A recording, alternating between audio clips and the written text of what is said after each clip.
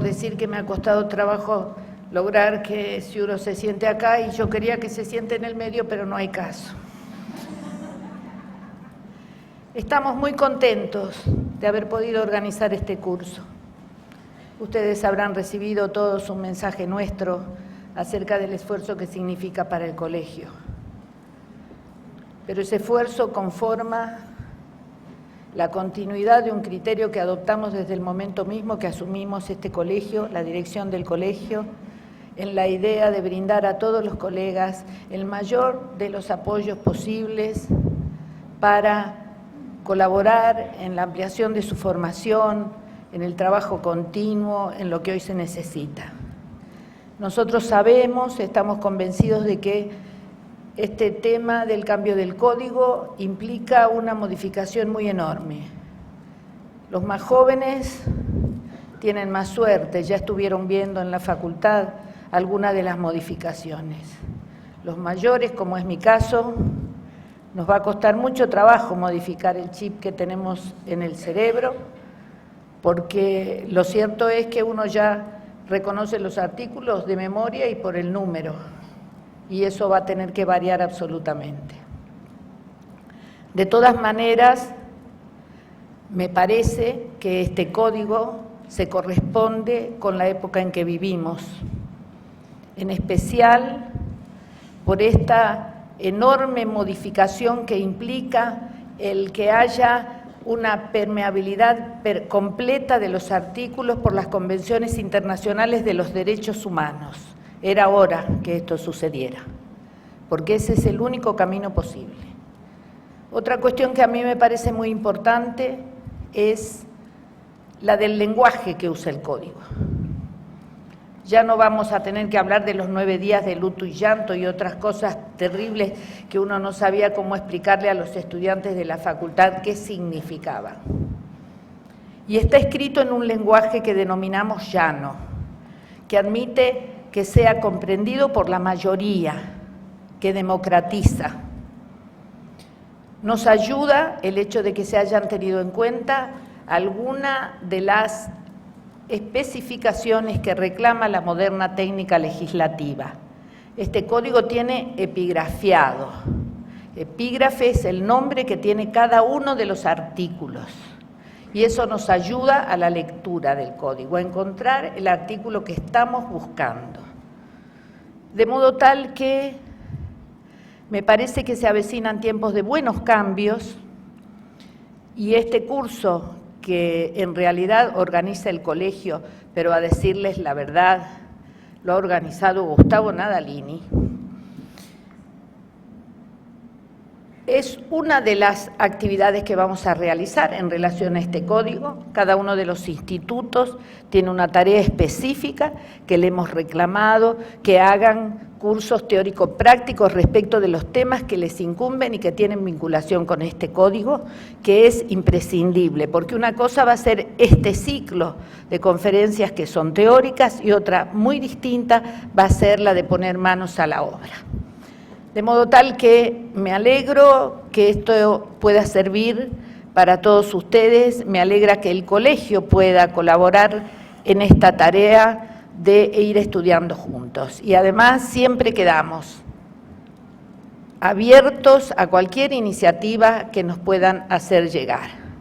Yo no podría terminar esto que estoy diciendo sin agradecer con profundidad total la colaboración desinteresada de todos los docentes que van a participar en el curso, porque realmente sería injusto. Y en la persona de Miguel Ángel Ciuro estoy agradeciendo al resto de todos los profesores y a él mismo por esa colaboración inmediata y muy completa que han tenido para con nosotros.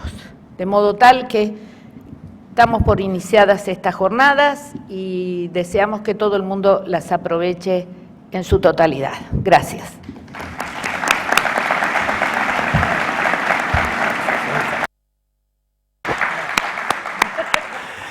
Bueno, buenas tardes a todos también.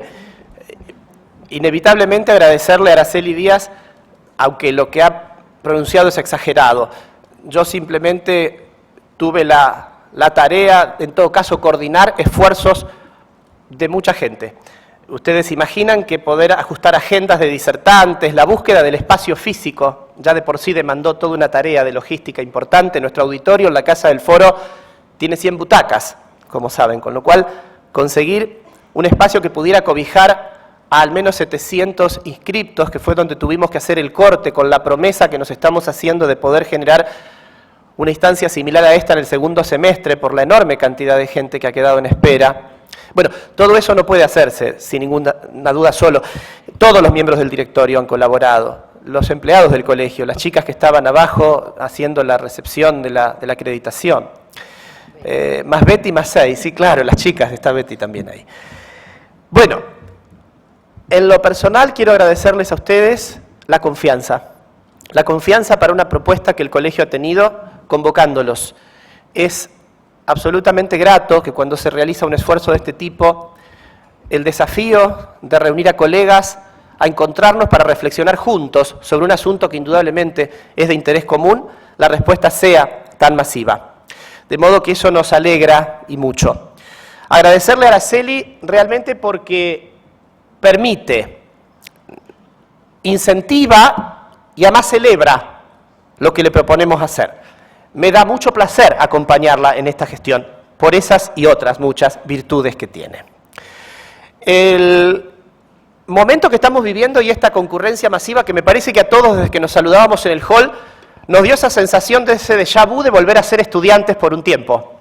Nos reencontramos generaciones, los alumnos, los compañeros, los maestros, y esto implica que todos advertimos que estamos como estamos frente a un momento histórico. Esto es una revolución jurídica. Por este auditorio van a pasar voces distintas. Quienes están, lo sé porque conozco sus pensamientos y sus discursos, muy fervientemente al lado de lo que el nuevo código propone, y otras voces que son más reticentes, más cautelosas y algunas más críticas a la pronta vigencia de este nuevo esquema legal. Y es bueno que así sea, porque el derecho se nutre de eso también, ¿no? De la diferencia, del debate, de las reflexiones que lleven en definitiva que cada uno pueda tomar sus propias conclusiones creativa y libremente. Este es un momento histórico, les decía, porque creo que ninguno de nosotros vivió otro similar. No, vos viviste la reforma de Borda, que fue lo más parecido. La 17711 fue sin duda el mayor cimbronazo que el Código de Vélez vivió, pero que lo mantuvo incólume. Es decir, lo intervino.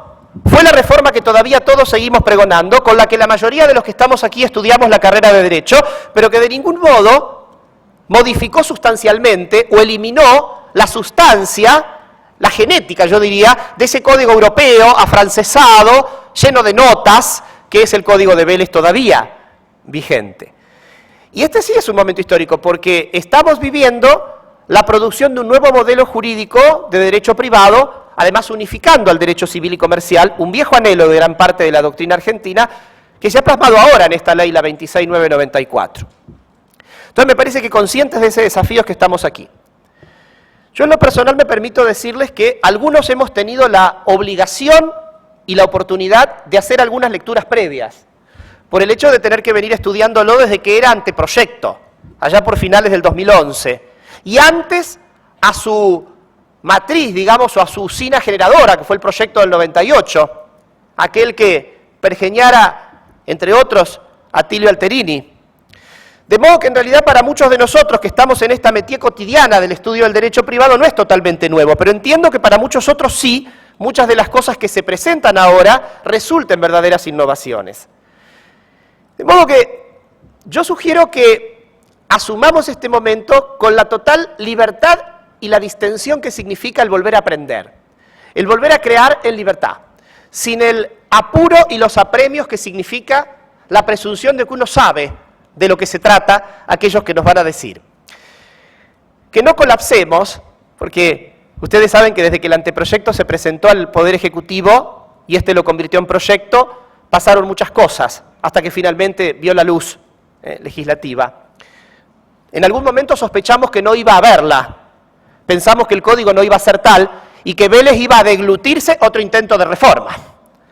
Y en verdad no pasó. Finalmente es el Código Civil y Comercial. Pero digo que no colapsemos en temor porque claramente no es un escenario trágico el que se nos presenta. Conversando con muchos colegas, siempre es ineludible la recurrencia, ahora me han cambiado todo. Decía Araceli, recién nos quedamos sin red muchos de nosotros, conocíamos los artículos casi de memoria, recurríamos a una parte del código que siendo el que más usábamos, sabíamos hasta casi por la magnitud donde se abría. Y ahora es cierto que esto nos modifica, desde lo cualitativo y desde lo cuantitativo. Un código que uniendo lo civil y comercial reduce a la mitad de lo que era el articulado solo del Código Civil de Vélez. Ya desde lo cuantitativo nos está diciendo algo, no solo desde ese lugar, pero ya desde allí nos está diciendo algo, este nuevo Código de Derecho Privado. Cuando pensamos en la inauguración de estas jornadas, y quiero contarles un poquito antes de hablar de él, de la logística de este curso, y nos van a disculpar esto de que no podamos entregar hoy un programa completo, porque el encuentro va a ser quincenal, los jueves. Nos costó trabajo y recursos al colegio conseguir este sitio, este hermoso sitio. Ustedes lo imaginarán. Y de paso me permito, poniéndome colorado, que los que no hayan pagado el derecho al certificado, si tienen ganas de tener un certificado firmado por nosotros, lo paguen, porque van a ayudar mucho con esos 50 pesos a pagar los alquileres de esta sala. Pero digo, cuando pensamos en eso, pensamos un curso que pudiera abarcar a la mayor cantidad de colegiados posible, y eso implicó en un lugar como este, que no tiene una disponibilidad absoluta todos los jueves, por eso es que va a ser quincenal, en principio entre las 19 y las 21, y les vamos a ir enviando secuencialmente por correo electrónico, como hemos hecho hoy, los encuentros y los temas. Ya les puedo anticipar que el próximo encuentro va a ser entonces, con esta quincenalidad, el 9 de abril, en este sitio, a las 19 horas. Y ahora cuando, les decía, pensamos en la inauguración de estas jornadas, en quién podía hacernos entrar en clima, en debate, inmediatamente con Araceli se nos ocurrió, porque es un nombre ineludible en la escena jurídica, no solo de esta ciudad, sino del país, pero nosotros tenemos el orgullo y la alegría de tenerlo. Por supuesto, el nombre ineludible es el doctor Miguel Ángel Ciuro Caldani, que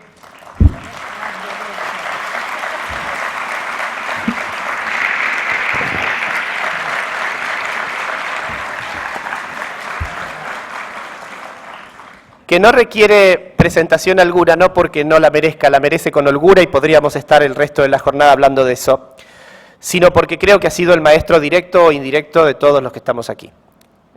Entiendo que no hay nadie en esta sala que ignore de la persona de Miguel Ciuro y por lo tanto sabe de su generosidad, de su vocación por formar y de su amor por el estudio y por el derecho en especial.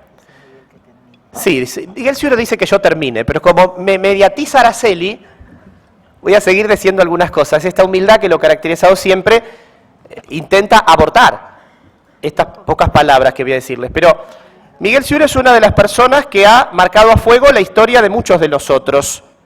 En lo personal me hizo amar la docencia y yo creo que abracé el camino universitario por él. Cuando uno lo escuchaba en las aulas de grado quedaba obnubilado, no podía ser de otra manera, y sigue siendo así cada vez que se lo escucha. Me tomé un café largo con Miguel Ángel Ciuro para que aceptara, no porque no quería, sino porque dice, ya me han oído, agoto a la gente no quiere escucharme. Yo decía, sí, quieren oírlo. No, hijo, sí, quieren oírlo, le decía yo. Y está claro que no me he equivocado.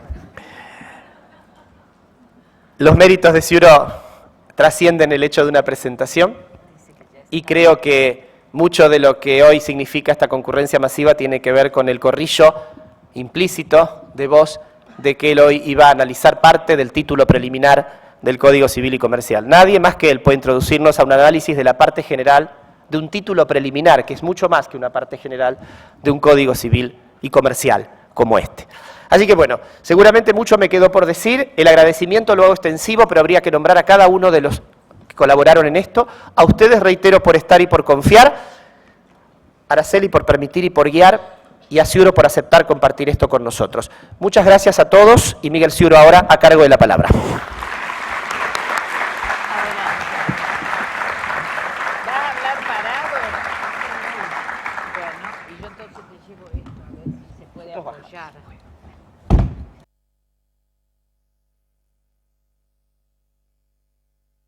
Anda, sí, anda.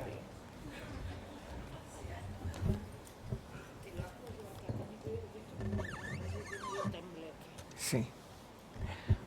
Muy buenas tardes. Muchísimas gracias por la honrosa invitación.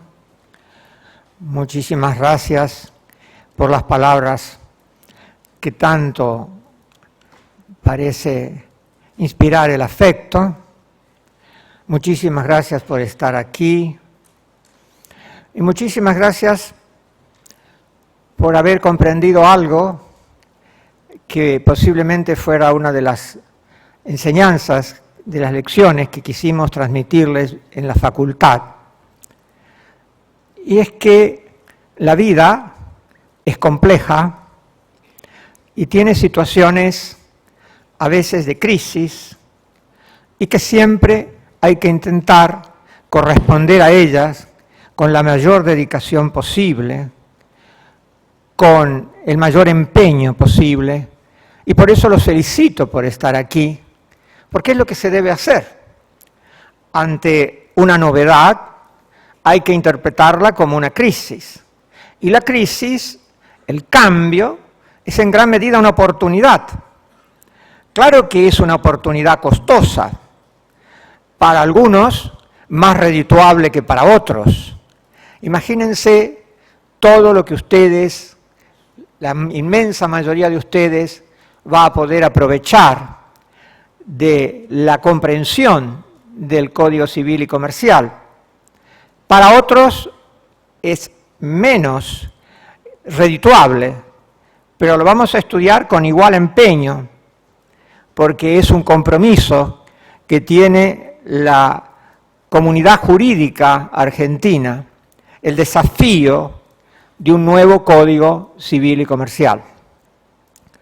En realidad, yo no estaba muy convencido de que fuera la oportunidad de dictar el código. Pero el código está dictado y entonces hay que corresponder al enorme desafío que tenemos. Mi objetivo es comentarles los 3 primeros artículos del código que están en un título preliminar, en el capítulo primero de un título preliminar. Entiendo que todos ustedes tienen el texto y les voy a pedir que en lo posible vayan siguiendo lo que yo voy a referir. Este capítulo primero se denomina Derecho. En realidad, si uno lo lee, a primera vista parece que el código pretende demasiado, porque no es tarea de un código definir lo que es derecho. El derecho es una construcción cultural, una construcción doctrinaria, que las distintas doctrinas y momentos culturales van construyendo de una manera u otra. No me hubiera parecido bueno, por ejemplo, que se tomara la teoría pura del derecho ni que se tomara el trialismo. Yo no hubiera puesto el título Derecho, pero los autores de los fundamentos del anteproyecto dieron bien claro que no pretendían realmente definir el derecho, sino aproximarse a la idea de derecho. Si uno hubiera tenido que decir algo que no fuera tan comprometedor, tal vez hubiera podido tomar los títulos de los 3 artículos, o sea, fuentes y aplicación, interpretación de la ley y deber de resolver. Está puesta el título Derecho, lo aceptamos, sabemos lo que queremos decir y con esto me parece que estamos bien instalados. El artículo primero habla de las fuentes y de la aplicación. Y dice, los casos que este código rige deben ser resueltos según las leyes que resulten aplicables. En primer lugar, los casos que este código rige. ¿Qué quiere decir? ¿Solo los casos que están en el código o que el código rige más de lo que está en el código? O sea, ¿es solo una indicación de lo civil y comercial o es una indicación válida para todos los casos que se planteen, salvo que haya normas especiales. Y yo creo que es lo último. O sea, los casos que este código rige, quiere decir todos los casos que plantee el derecho argentino, en tanto no haya una especificidad que excluya la regla general del Código Civil y Comercial. Será resuelto según las leyes que resulten aplicables. Y aquí hay ya una gran revolución. Conforme con la Constitución Nacional y los tratados de derechos humanos en los que la República sea parte. Es una gran novedad. Cuando yo estudié Derecho Civil, casi no mencionaban la Constitución. A mí me nombraron la Constitución, tal vez excepcionalmente, en el artículo 17, dando a entender que el Código Civil en lo patrimonial era la reglamentación de la Constitución en el artículo 17. Por lo demás, no me lo mencionaron. Y esto se traducía en toda una construcción cultural privatista, y se traducía incluso, se los digo como anecdóticamente, en el lugar que ocupaban los profesores en la facultad. Los profesores eran los civilistas y los comercialistas, sobre todo en facultades como mi querida Facultad de la Universidad Nacional de Rosario, en la que viví medio siglo, más de medio siglo. Los profesores de Derecho Constitucional eran profesores que estaban un poquito en la penumbra. En la Facultad de la Universidad del Litoral era igual. O sea, yo tenía profesores constitucionalistas que decían cosas interesantes, pero el corazón de la carrera estaba en el derecho privado. Este modelo se ha cambiado, no porque lo cambió el código, sino porque ha cambiado en el modelo cultural de este tiempo. Y se ha producido la idea de que la Constitución Nacional es realmente, y en nuestro país como parte del bloque constitucional, es realmente la cabeza, la cumbre del ordenamiento jurídico. De modo tal que esa Constitución, ese bloque constitucional, donde se incluye la Constitución y los tratados de derechos humanos, ese bloque constitucional es directamente operativo. De modo tal que lo que enseñe cualquier profesor de Derecho Civil o de Derecho Comercial, y tal vez ahora tendrán que rearmar los planes de estudio, es a la sombra de lo que surja del bloque constitucional. Esto, tal vez lo veamos en un momento, les va a generar cierta incertidumbre. No es una juridicidad nítidamente planteada como pretendió el Código Velezano, con el solo 4.051 artículos. Es una juridicidad más flácida, más dependiente de un bloque del cual tampoco se sabe mucho lo que dice, porque cuando yo estudié Derecho Constitucional, tenía la Constitución 111 artículos. Los 110 que habían hecho los constituyentes del 53-60 y la reforma de 1957. Ustedes comprenden la gran magnitud de los tratados de derechos humanos, de los cuales los jueces civiles y comerciales tendrán que extraer soluciones.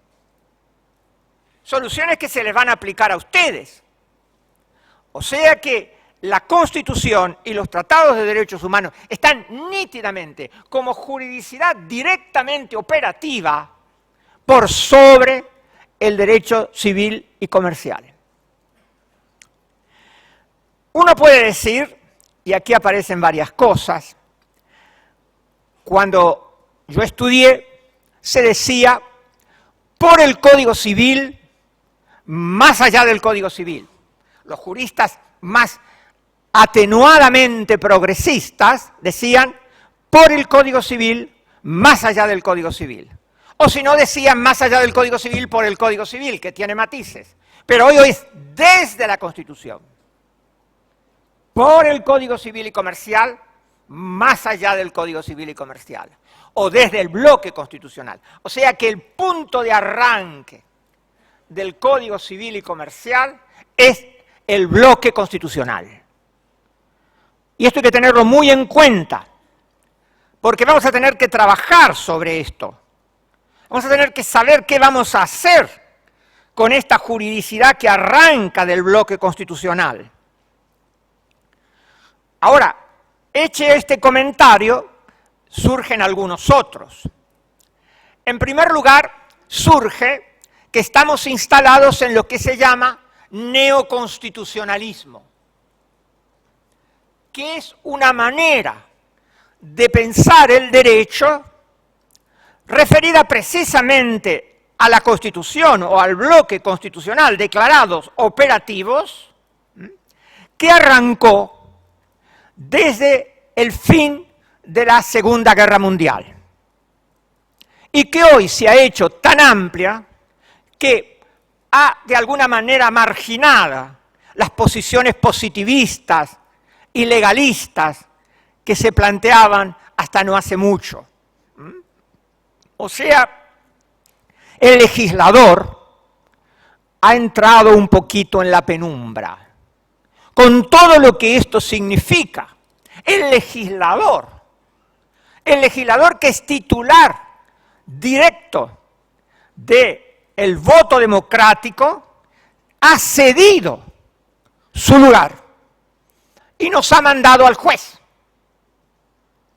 O sea que tenemos una estructura republicana diferente, porque en el neoconstitucionalismo siempre los jueces avanzan, pero ahora tenemos un neoconstitucionalismo en el cual los jueces avanzan porque el legislador le dice que tiene que avanzar.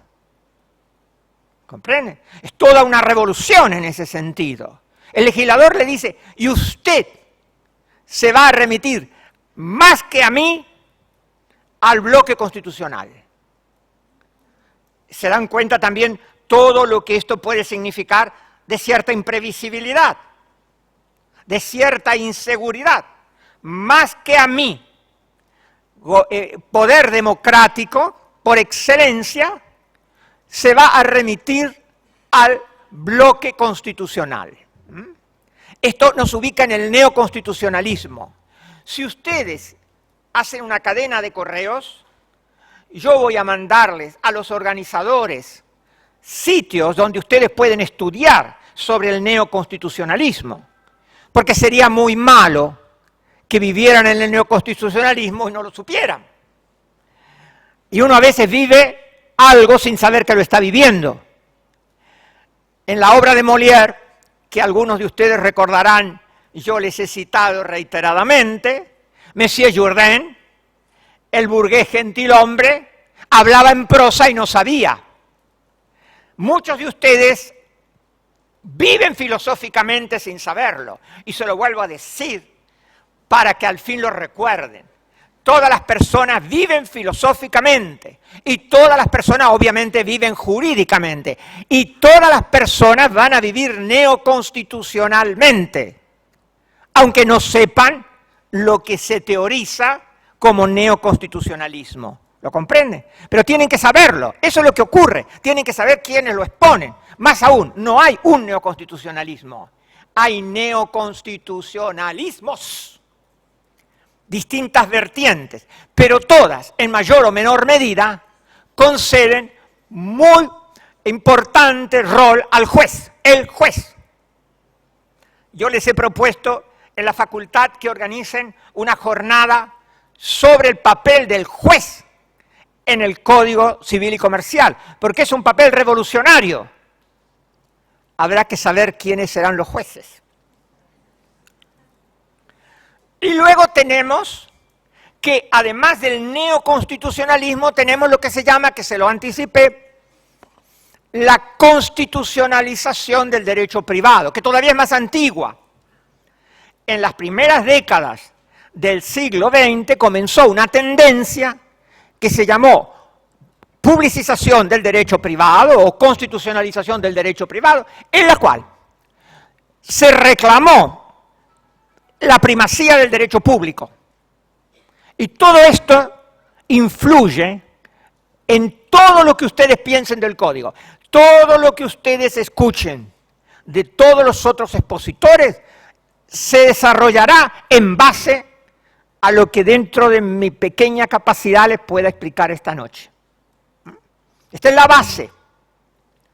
Será la remisión al bloque constitucional, será la idea de la constitucionalización del derecho privado, que está dicha también por los fundamentadores del anteproyecto. Y aquí aparece algo bastante curioso, porque dice, y los tratados de derechos humanos en los que la República sea parte. Y acá hay un lindo problema. Ustedes saben que en realidad, la expresión es en principio innecesaria, porque el artículo 75, inciso 22 de la Constitución dice que hay un bloque constitucional y que siempre, ¿qué cosa? Los tratados, cualquiera, el más pobrecito que ande por ahí, prevalece sobre ¿qué? Sobre la más importante de las leyes. Todo este código, por mandato constitucional, se desenvuelve a la luz o a la sombra de la Constitución, del bloque constitucional y de cualquier tratado que ande por allí. Y aquí aparece una cosa muy linda. Los fundamentadores, claro, juristas de muy buena talla, dijeron que el código se somete a los tratados en los que la República es parte. Pero el código dice a los tratados de derechos humanos en los que la República sea parte. Y uno empieza a maliciar, ¿por qué dice esto? Algo hay porque han cambiado. Sinceramente, no tengo ninguna versión muy sólida, pero me sospecho algo, que han querido diferenciar mucho los tratados de derechos humanos que forman parte del compromiso democrático internacional que asumió la Argentina ya antes de la reforma del 94 y durante y por la reforma del 94 de los otros tratados. Me supongo, no lo sé. Tal vez no han querido poner cualquier tratado sobre el Código Civil porque han querido dejar, tal vez, a la sombra la posibilidad de un juez que no los tuviera tanto en cuenta. Porque hay tratados que por razones económicas pueden no convenirle a la República. Me hago esta conjetura, no lo sé, me sorprende que diga tratados en general como corresponde en la fundamentación y en el código dice tratados de derechos humanos. Algo han querido manejar al cambiar el giro. Habrá que ver qué han querido los que modificaron la consideración de los fundamentos. Después dice, a tal efecto se tendrá en cuenta la finalidad de la norma. Es muy lindo hablar de la finalidad de la norma, pero ¿cuál es? ¿La finalidad del autor? ¿La finalidad que la sociedad le atribuye a la norma? ¿La finalidad que adquieren los hechos la norma?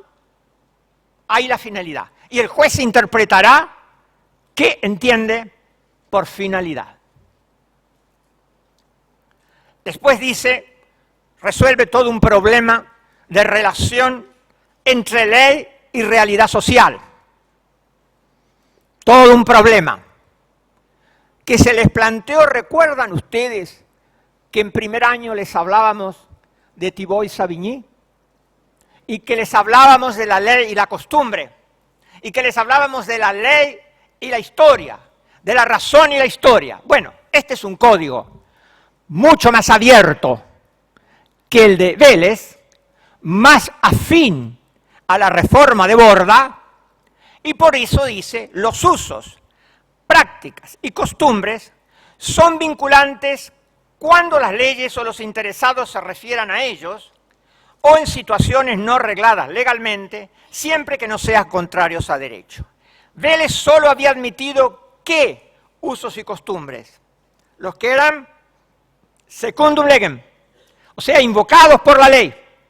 Vélez quiso que su código tuviera el monopolio de lo jurídico, marginando los usos y costumbres que él no invocara, porque tenía mucho miedo de qué usos y costumbres, de los usos y costumbres del gaucho. No olviden que el código entró a regir en 1871 y en 1872 apareció la primera parte de Martín Fierro, donde el gaucho llora su desgracia.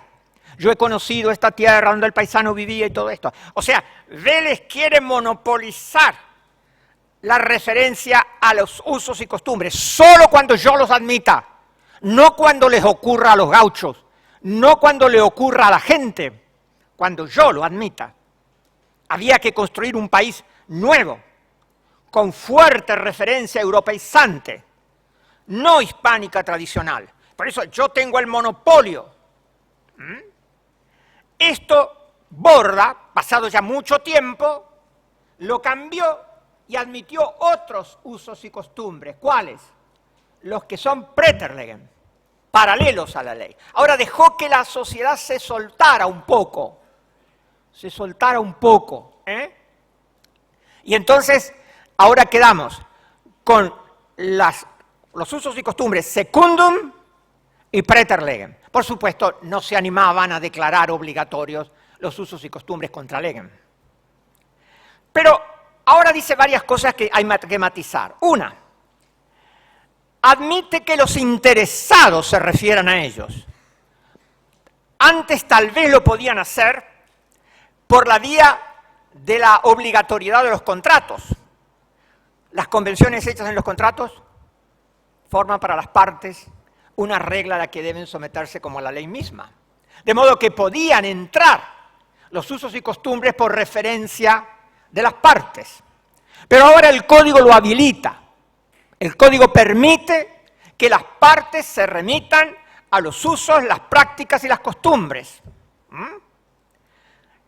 Y dice, siempre que no sean contrarias a derecho. Y aquí aparece algo. Hay una redacción retorcida. El código a veces, con todo el cariño que yo les pueda tener a los redactores, no está muy satisfactorio en cuanto a redacción. Porque siempre que no sean contrarios a derecho se refiere a lo que las partes invocan. Porque las leyes, las costumbres que invoca el legislador o que son paralelas a la ley, por su misma razón de ser, no son contrarias a derecho. O sea, el artículo está redactado medio retorcido, pero interpretándolo con buena voluntad, va. También hay que tener cierta dosis de buena voluntad para interpretar, creo yo. Sobre todo teniendo en cuenta un código en el que pusieron tantas manos, ¿comprenden ustedes? Como 100 civilistas han puesto la mano acá. Entonces es un código diferente, es un código que diríamos es más posmoderno.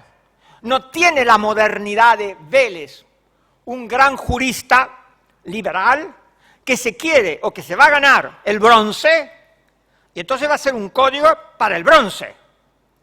Esto es un código posmoderno, más desajustado, más quebrado, como es la sociedad posmoderna.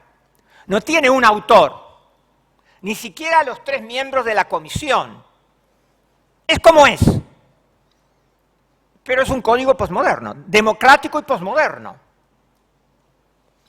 Entonces allí tenemos el artículo primero. Ahora vamos al artículo segundo. Muy, muy importante también. Dice cómo se interpreta, cómo hay que interpretar. Lógicamente es sumamente importante cómo se interprete, porque allí está la ley. Pero para que la ley llegue a la vida de las personas, es necesario que funcione. Y para que funcione hay que cumplir una cantidad de tareas muy importantes. Hay que reconocerla, hay que interpretarla, hay que determinarla, hay que elaborarla, hay que aplicarla. Entre la ley y la vida hay un abismo, casi un abismo. Cuando ustedes lean el código, no crean que por eso está en la vida de las personas. Mucho hay que recorrer para que el código, como cualquier ley que está en la ley, termine en la vida concreta de las personas. Y de eso, en parte, son responsables ustedes también. Y dice, la ley debe ser interpretada teniendo en cuenta sus palabras, cosa muy tradicional. Sus finalidades. Otra vez, la finalidad. ¿Pero qué es la finalidad? Las leyes análogas. Y aquí se ve clara la idea de Vélez y la idea actual. Vélez quería que estuviera muy claro cuándo hablaba él y cuándo hablaba el juez. Y ahora eso se ha perdido. Ahora el juez habla y no se sabe muy bien, ni quiere nadie que se sepa muy bien quién está hablando. Lo cual les va a crear muchos problemas hasta que se estabilice la jurisprudencia y la doctrina. Porque ni siquiera tenemos lo que tenía Vélez. Vélez decía, cuando una cuestión civil no puede resolverse ni por las palabras ni por el espíritu de la ley, y eso de interpretar, se tendrán en cuenta las leyes análogas y si aún así la cuestión fuera dudosa se considerarán los principios generales del derecho atendiendo a las circunstancias del caso. Ya Vélez en algún momento tuvo en cuenta las circunstancias del caso, este código lo tiene muchísimo en cuenta. Pero Vélez diferencia, cuando son las palabras y el espíritu, habla él. Cuando no se puede resolver por las palabras y el espíritu, habla el juez, que lo resuelve según las leyes análogas y según los principios generales del derecho. Pero esto es una racionalidad, racional, que no es lo que se busca hoy. Hoy el juez tiene un ámbito difuso de actuación, en el cual las leyes análogas, como lo que viene después, están dentro de la idea misma de interpretación. La ley debe ser interpretada teniendo en cuenta sus palabras, sus finalidades, coma. Las leyes análogas, coma. Las disposiciones que surgen de los tratados, etc. O sea, coma. Está interpretando el juez, pero haciendo cosas que tradicionalmente no era tarea de la interpretación, sino que era tarea de hacer la norma. Ahora el juez es como que hace la norma diciendo que interpreta. O sea, se van a encontrar con jueces muy poderosos en la teoría, en la norma. Ahora, claro, el poder que tengan en los hechos, eso se verá en la vida. Ahora serán jueces normativamente muy poderosos. Por eso el otro día hablaba con una docente muy calificada que me reclamaba por qué el código no diferencia entre interpretación y elaboración. ¿Cuándo hay laguna?, me decía ella. Y yo le decía, es que muy posiblemente, no lo sé, pero muy posiblemente no han querido marcar cuando hay laguna, porque han pedido pensar que todo da más o menos lo mismo, porque todo ocurre a la sombra del bloque constitucional, de los tratados. No es que acá hay laguna. En cambio, Vélez, con su espíritu racional, con su espíritu más conservador, con su espíritu de no darle tanto poder al juez, le dice, ahora hablo yo, y cuando hablas vos, tenés que fundamentarme bien que estás hablando vos. Eso se lo dice al juez, vos estás hablando ahora. no yo. En cambio ahora, en una medida mayor, no digo absolutamente, el juez podrá hacer cosas moviéndose en un ámbito de decisión mucho mayor. Y le dice que tenga en cuenta las leyes análogas, hay menos racionalidad, menos rigor lógico. A mí, que me crié con el Código de Vélez, me hace todavía un poco de ruido que no diferencien la interpretación en sentido estricto de aquello que hace el juez cuando no hay norma. Ahora menos será eso, menos. Un juez más protagonista. Tienen que tenerlo muy en cuenta. Y después le dice que tengan en cuenta las disposiciones que surgen de los tratados sobre derechos humanos. Acá, otra vez, porque hay una corriente en el mundo de declarar a los derechos humanos sobre las constituciones. O sea, no les impresiona, porque impresiona un error, ¿no? Repite lo del artículo primero, los tratados de derechos humanos, pero ahora ni cita la Constitución, ni el bloque constitucional solo en una parte, o sea, los tratados de derechos humanos. Y entonces parecería que hace ruido. Incluso no podría decir cómo cita los tratados y no cita la Constitución. E incluso parecería inconstitucional. ¿Cómo se permite citar los tratados de derechos humanos si uno tradicionalmente cree que la Constitución está a la par, aunque sea de los tratados de derechos humanos? Pero hay toda una corriente que parece reflejarse aquí, que entiende que los derechos humanos son superiores a las constituciones nacionales. O sea, que vean con favor el piso. Un juez invocando los derechos humanos, hasta si se anima a invocar esto, podría decir, esto surge de los derechos humanos, y al final los derechos humanos están sobre la Constitución. Es lindo. ¿Ven que un mundo nuevo?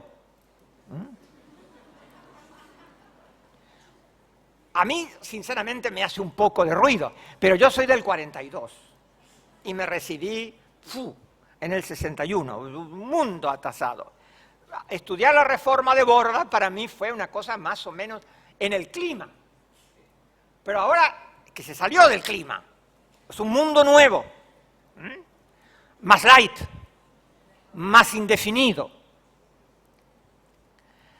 Luego le dice que tenga en cuenta los principios. Cuando yo estudié, los principios eran elementos de la determinación y de la elaboración, pero no de la interpretación, o menos de la interpretación. Hoy en día se razona por principios.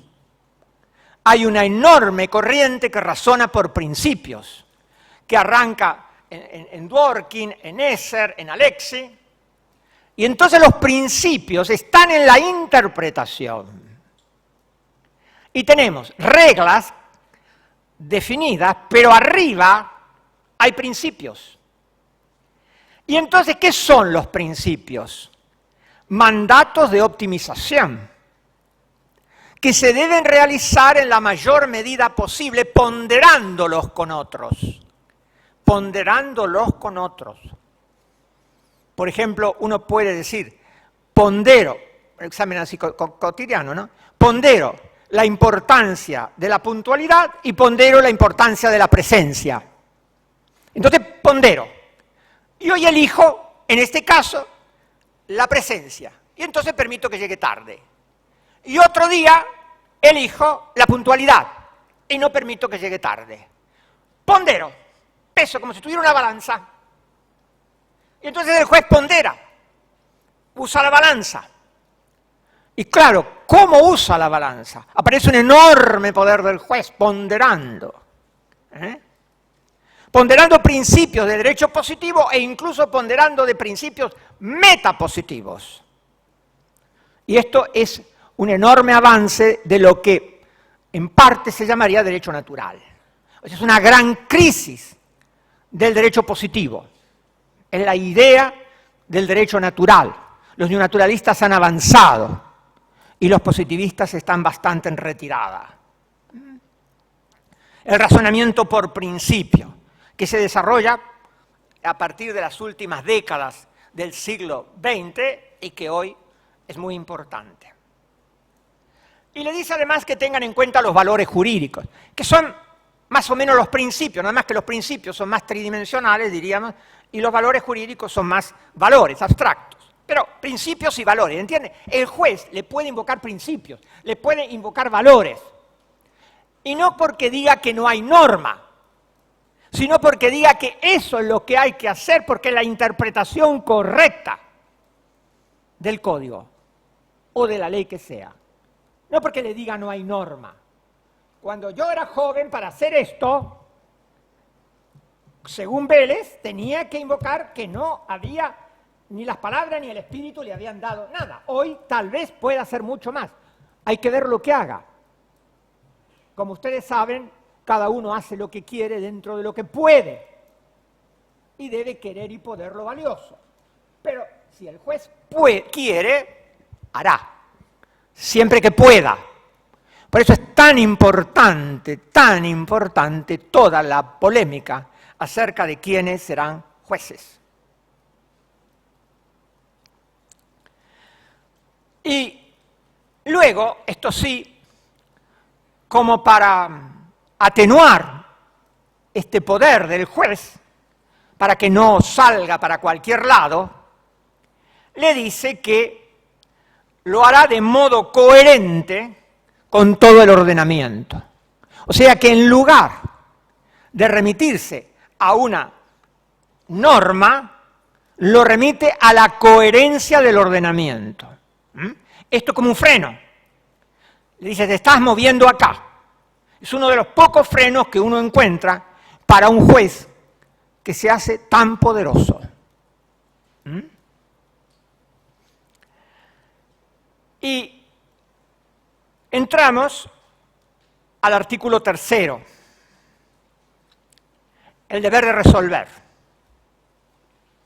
Cuando uno le dice a un juez que tiene que resolver, siempre, cuando lo que dice, lo que le brinda, es autosatisfactorio. Es decir, cuando lo que le brinda es, diríamos, completo. Cuando lo que le brinda es completo, le dice, ahora podés resolver siempre. Eso supone una plenitud lograda, más o menos, en el complejo de las normas. Un verdadero código es hermético como el sistema. Siempre tiene solución. Vélez lo hizo en el artículo 15 del Código Civil, que desgraciadamente estos artículos pasaban por alto, y se estudiaba mucho los artículos concretos y no la base de la teoría general del derecho que había en el Código Civil. Y Vélez le dice, los jueces no pueden negarse a sentenciar pretextando silencio u oscuridad de las leyes. Lo dice por la negativa y ahora se lo dicen por la positiva.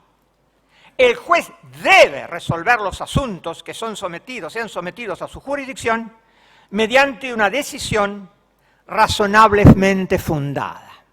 El juez debe, no puede negarse, debe. Me parece que más o menos es lo mismo, y tal vez de una manera más elegante. Debe resolver, usando que la jurisdicción, es muy importante que se use la noción de jurisdicción.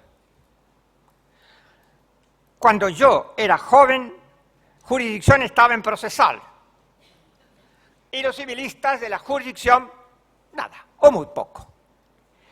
Pero en gran medida, la ley depende no solo de lo que la gente viva, sino de la jurisdicción.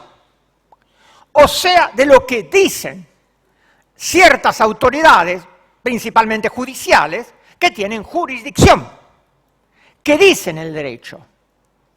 Porque el que dice el derecho tiene la palabra sobre el derecho. Y tener la palabra es algo sumamente importante. El juez tiene la palabra, en algún momento tiene la palabra. Y esto lo dice, nada más que la gente no lo quiere entender. El juez tiene jurisdicción, dirá este derecho. Ese derecho que ustedes estudian, en una parte importante será dicho y hecho por las partes, y en otra parte importante será dicho y hecho por los jueces, por la jurisdicción, por los jueces, por los árbitros, quien fuera. O sea, ¿qué le dice? Que son sometidos a la jurisdicción. Decir el derecho tiene una importancia fundamental. Cuando yo era chico, me enseñaban civil por un lado y procesal por el otro. Y nunca me enseñaba que en gran medida lo que me enseñaba el profesor de Derecho Civil iba a ser lo que hiciera el juez. Y yo siempre le digo a los alumnos, el código dice cosas muy lindas, el que fuera, pero al final es lo que los jueces dicen que es. Lo que a través de la jurisdicción se dice que es. Usted, siempre les digo, y los chicos hasta en sexto año a veces me miran con un poquito de extrañeza, y ahora lo saben, pero que yo se lo diga les impacta, ¿no?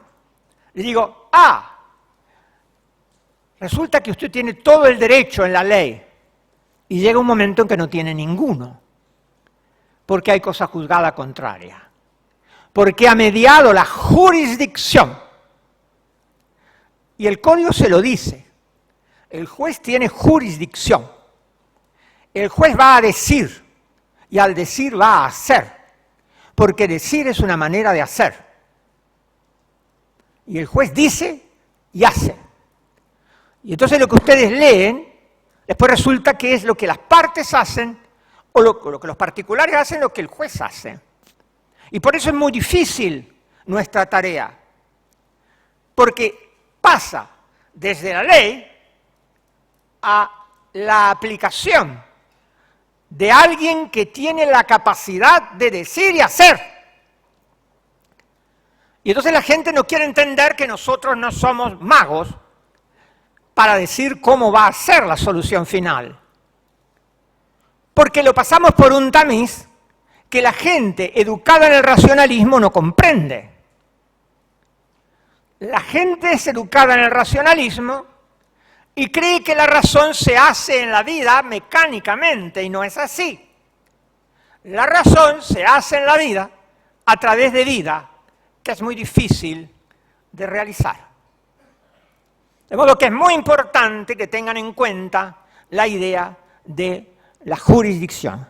El código está sometido a la jurisdicción.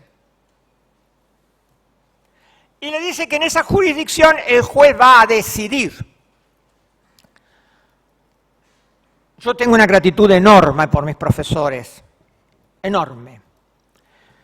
Pero no sé si alguna vez usaron la palabra decidir cuando me educaban.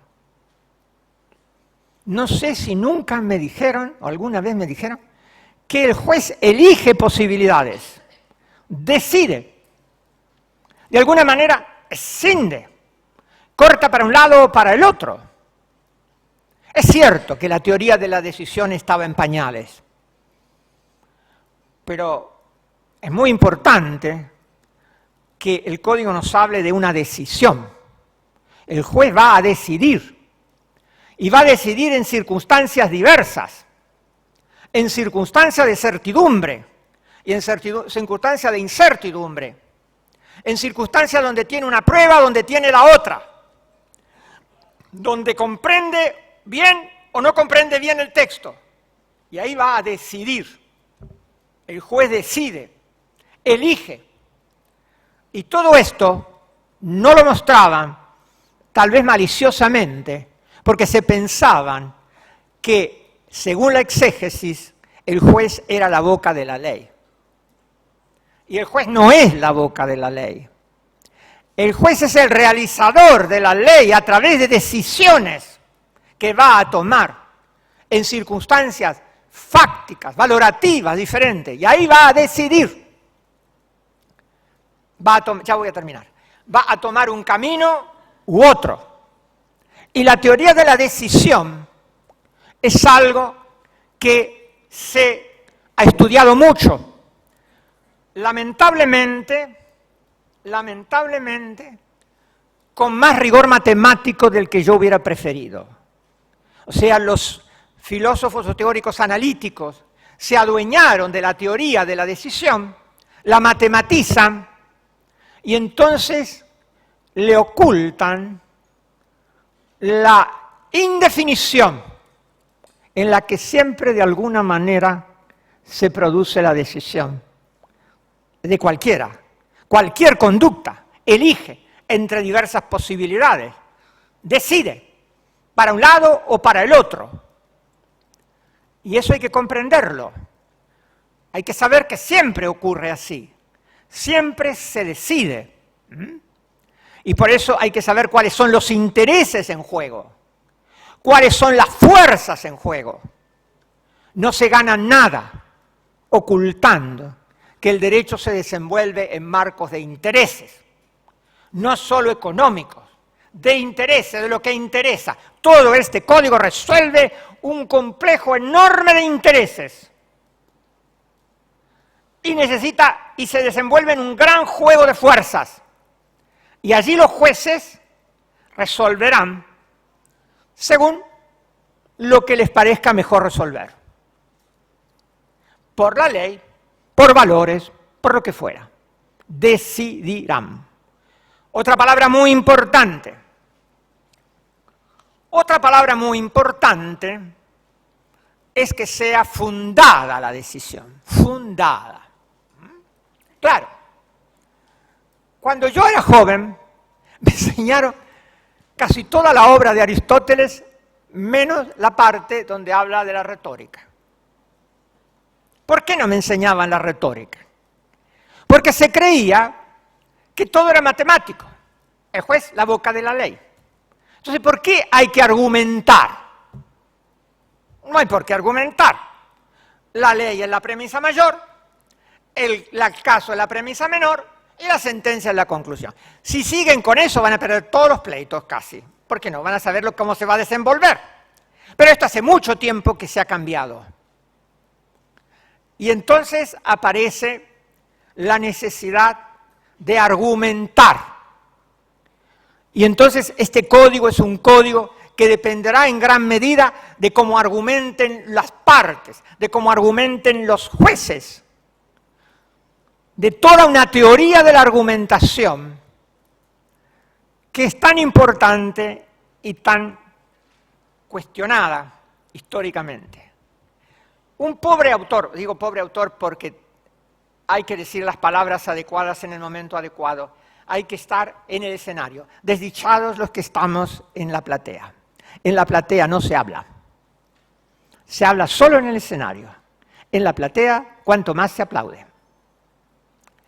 Cuando yo era joven, había sido educado en el sentido legalista, de la seguridad que brinda la exégesis. Entonces, una vez, ya casi abogado o abogado, comencé a leer la idea de razonabilidad de Luis Recasens Sitges. Y recuerdo que en un grupo de abogados jóvenes decíamos que estaba rematadamente loco. Que cómo es esto de lo razonable, que lo que importa es lo razonado, lo que importa es lo racional. Y claro, en esos términos la fundamentación es muy pobre, o no se necesita mucha fundamentación. Dice esto, esto. Hoy en día el mundo ha cambiado.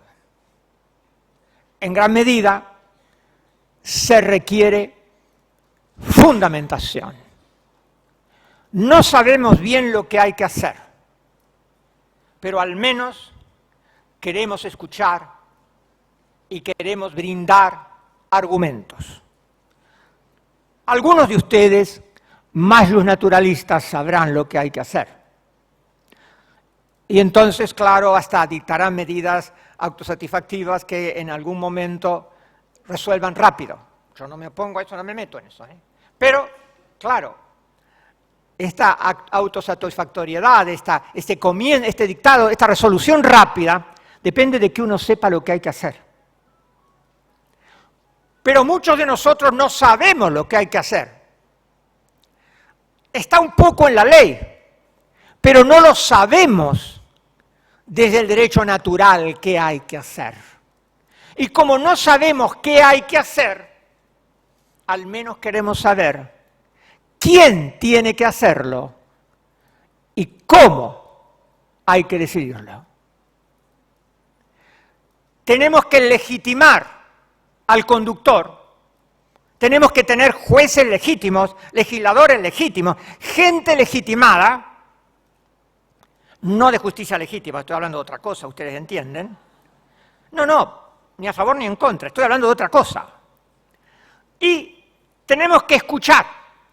Legitima escuchar a la parte y legitima que el juez fundamente y diga por qué hace lo que hace. Y aquí le requiere una decisión fundada, no cualquier decisión. Y si no es una decisión fundada, me parece de absoluta razonabilidad su nulidad. Aunque haya hecho la cosa más maravillosa del mundo, pero la gente tiene derecho a que le digan por qué. Porque no sabemos bien qué. Tenemos mucha duda acerca de qué. Tal vez ustedes, más naturalistas, sepan qué. Pero yo, bien qué hay que hacer, no lo tengo claro.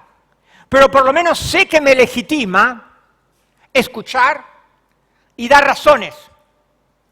Y decirle a la gente por qué lo hago. Y esto constituye una de las bases de lo que llamamos república. O sea, dar razones. Esto es por esto. El juez tendrá mucho poder, porque tendrá mucho poder hacia arriba, porque puede manejar las normas. Y tiene mucho poder hacia abajo, porque el código reiteradamente le dice que tenga en cuenta las circunstancias del caso. Hacia arriba y hacia abajo. Pero por lo menos se tendrá que molestar en escucharnos y en decirnos por qué lo hace.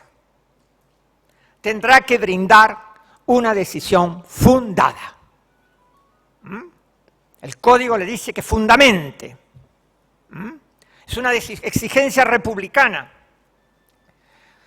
Y le dice que fundamente de manera razonable y no solo racional.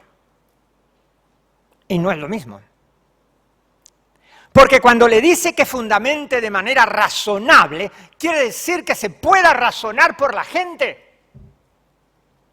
Recién, muy lúcidamente, la señora presidenta, eso es importante tenerlo en cuenta, les decía que hay que usar un lenguaje accesible. ¿Quiénes tienen que poder razonar? ¿Qué es razonable? No es solo racional como un cálculo matemático. Es razonable. Este juez todopoderoso casi deberá brindarle una decisión razonable. Es decir, una decisión que se pueda razonar. ¿Y quién la tiene que poder razonar? En mi tiempo, los jueces hablaban con los abogados. Y punto y aparte. Si el abogado entendía el universo entero. Pero hoy tenemos una república democrática. Y entonces hay que hablar para que nos entiendan la comunidad. Es decir, tiene que hablar alguien, sea el juez o alguno que ande por allí, o el abogado o una oficina pública del tribunal, que le traduzca a la gente las cosas misteriosas que nosotros solemos decir. Porque la gente tiene derecho a saber por qué. ¿Por qué decidieron así? ¿Por qué resolvieron así? Porque no es que resuelven un juego de tatetí, están resolviendo su vida. Y por eso hay que fundamentar que la vida de la gente de la que estamos hablando, la vida de esa gente que tiene derecho a saber por qué, al nivel de la gente y al nivel de la sociedad. La gente cree que el derecho está en tribunales. Eso es un error garrafal. El derecho está en la vida de la gente. Y esto me parece muy bueno del Código Nuevo. El derecho está en la vida de la gente. Tienen que fundamentarle. Tiene que ser razonable para la gente. Esto crea un gran problema. Porque algunos dicen que esto destruye la doctrina jurídica. Y claro que genera un esfuerzo muy grande a la doctrina.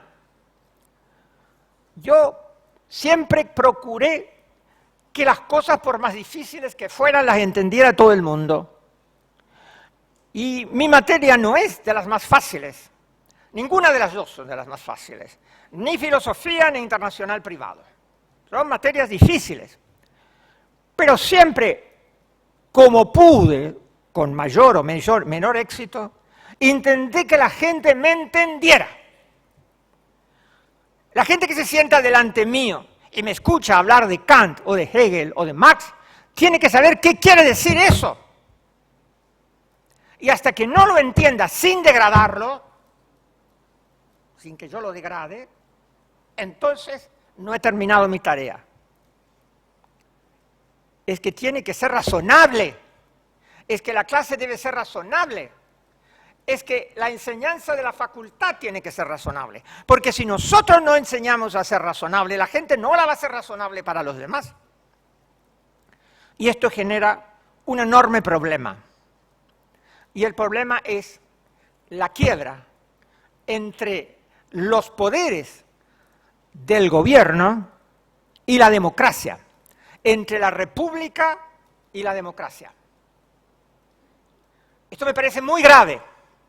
Y yo creo que es uno de los problemas actuales de la Argentina. Parecería que la división de poderes y el poder judicial, hay gente a la que no le importa absolutamente nada. No le importa porque tal vez no han podido hacer decisiones razonablemente fundadas. No le importa, como podría decir Cosio, porque no hemos logrado que las sentencias tuvieran fuerza de convicción para la gente, que fueran un entendimiento societario, como diría Cosio. Y entonces no les importa. Y como no les importa, entonces no nos van a defender nunca.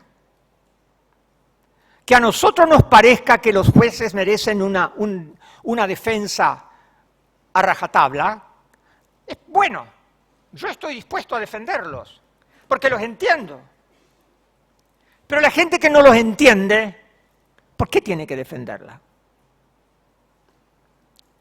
Ellos tienen que hacer para que la gente piense que lo que ellos dicen es razonable. No solo porque le pueden anular la sentencia, sino porque es su deber para que se suelde la república y la democracia. Si no tenemos por un lado la república y todos queremos la gran división de poderes y los otros dicen yo quiero votar y quiero votar a uno que me diga cosas que entiendo. Y esto me parece muy grave. Nosotros tenemos una responsabilidad muy grande porque nosotros tenemos la doctrina y tenemos que hacerla accesible a la gente. Incluso, aunque me duela, no hay suficiente tarea de extensión y de integración de las universidades con el pueblo. Incluso, hasta hay la idea de extensión, cuando es la idea de integralidad. Es que nosotros somos los sabios que le extendemos el saber a ellos como una pobre gente retardada a la que hay que decirle algo. ¿Es eso? Pues entonces si nos tiran piedras, bien tiradas estarán. Tenemos que mostrarles que estamos resolviendo los problemas de su vida de una manera razonable. Y por eso, vean que tenemos un enorme esfuerzo por delante. Tenemos un enorme esfuerzo especialmente importante en una nueva era de la historia, porque encima de todo esto que nos pasa, maravillosamente nos pasa que estamos en una nueva era de la historia. donde los problemas serán muy diferentes a los que yo, por ejemplo, estudié cuando era joven.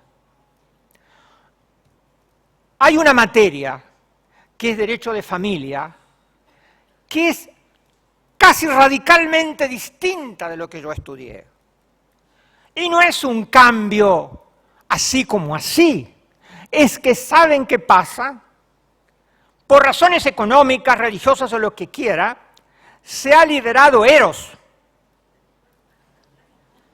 Y cuando se libera Eros genera un nuevo mundo. Y hay gente que sigue pensando en el mundo de Eros de mis papás, que eran buena gente, pero tenían un mundo completamente diferente, o sus abuelos. Entonces es un mundo nuevo, con una ciencia, una técnica y una ética nuevas. Y ese camino tienen que recorrerlo.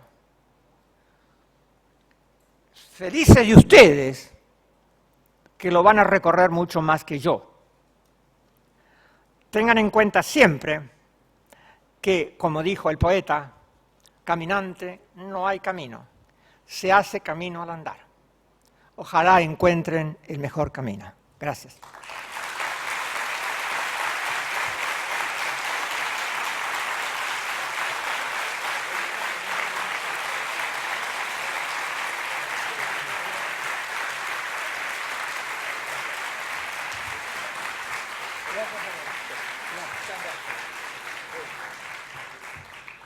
Dos palabras, no sé si esto está prendido. Carlos, ¿cómo es esto?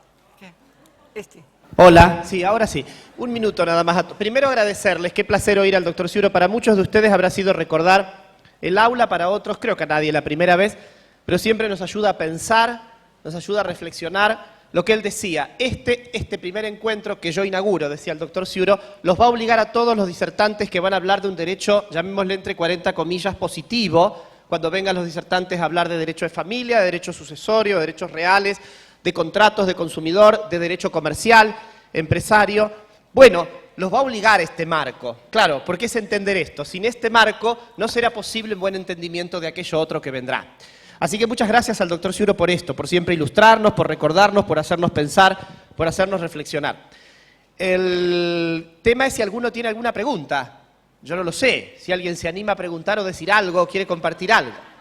Es muy difícil hablar delante del maestro, pero esta es la cosa. Sí, esta cosa. Si no es así, decirles que en el próximo encuentro, ya trabajando, les pediría que todos los que puedan traigan el código. Esta vez hicimos la copia de los 3 primeros porque era eso lo que el doctor quería trabajar, pero en un futuro en cada encuentro se van a trabajar seguramente más alongado e integrado los artículos. Y no tendremos, por ende, todas las copias a disposición.